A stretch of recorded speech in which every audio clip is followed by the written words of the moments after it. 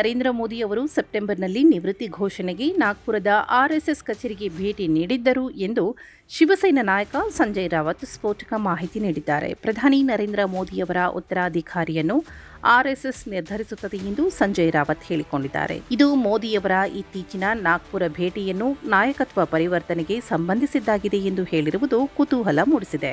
ಟಾಟಾ ಬಾಯ್ ಬಾಯ್ ಹೇಳಲು ಆರ್ಎಸ್ಎಸ್ ಮುಖ್ಯಸ್ಥ ಮೋಹನ್ ಭಾಗವತ್ ಅವರನ್ನು ಭೇಟಿಯಾಗಿದ್ದಾಗಿ ಹೇಳುತ್ತಾರೆ. ಆರ್ಎಸ್ಎಸ್ ಸಂಸ್ಥಾಪಕ ಕೇಶವ್ ಬಲಿರಾಮ್ ಹೆಡ್ಗೇವಾರ್ ಅವರಿಗೆ ಗೌರವ ಸಲ್ಲಿಸಿದ್ದಾರೆ. ಮೋದಿ ಸೆಪ್ಟೆಂಬರ್ನಲ್ಲಿ ನಿವೃತ್ತರಾಗಲು ಯೋಜನೆ ರೂಪಿಸುತ್ತಿದ್ದಾರೆ. ಇತ್ತೀಚೆಗೆ ನಾಗ್ಪುರದಲ್ಲಿರುವ ಆರ್ಎಸ್ಎಸ್ ಪ್ರಧಾನ ಕಚೇರಿಗೆ ಅವರು ನೀಡಿದ ಭೇಟಿಯು ಅದಕ್ಕೆ ಸಂಬಂಧಿಸಿದೆ ಎಂದು ಹೇಳಿದ್ದಾರೆ. ಮೋದಿ ಕಳೆದ 10 ರಿಂದ 11 ವರ್ಷಗಳಲ್ಲಿ ಆರ್ಎಸ್ಎಸ್ ಪ್ರಧಾನ ಕಚೇರಿಗೆ ಭೇಟಿ ನೀಡಿಲ್ಲ. ಆದರೆ ಈಗ ಮುಖ್ಯಸ್ಥ ಮೋಹನ್ ಭಾಗವತ್ ಅವರಿಗೆ ಟಾಟಾ ಬಾಯ್ ಬಾಯ್ ಹೇಳಲು ಹಾಗೆ ಮಾಡಿದ್ದಾರೆ ಎಂದು ರಾವತ್ ಹೇಳಿದ್ದಾರೆ.